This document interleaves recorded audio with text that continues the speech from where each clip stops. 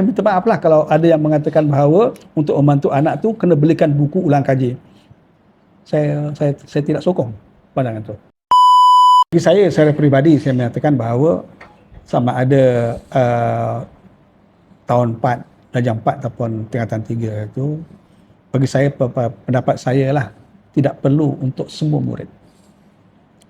Kalau murid tak nak masuk pun, ibu bapa tak nak dia, tak boleh dipaksa. Sebab cukup dengan sampling pun sudah. Sebab macam PISA, tim semua sampling.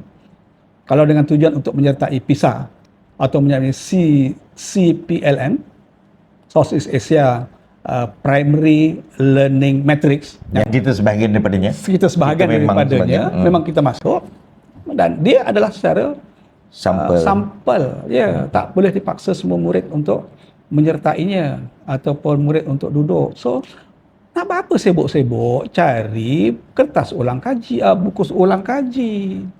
Kalau ibu bapa tak nak masuk, bagi saya tak ada masalah. Tak ada masalah. Kalau sekolah tak nak ikut pun tak apa bagi saya lah. Tapi tu pulang ini polisi kerajaan, saya tak tahu. Kita dah apa ni. Ikut ada baiknya, cuma jangan salah arah lah bagi saya.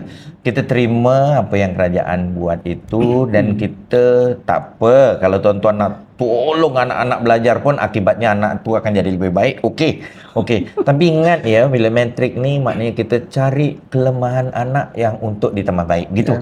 So dia tidak berhenti pada keputusan.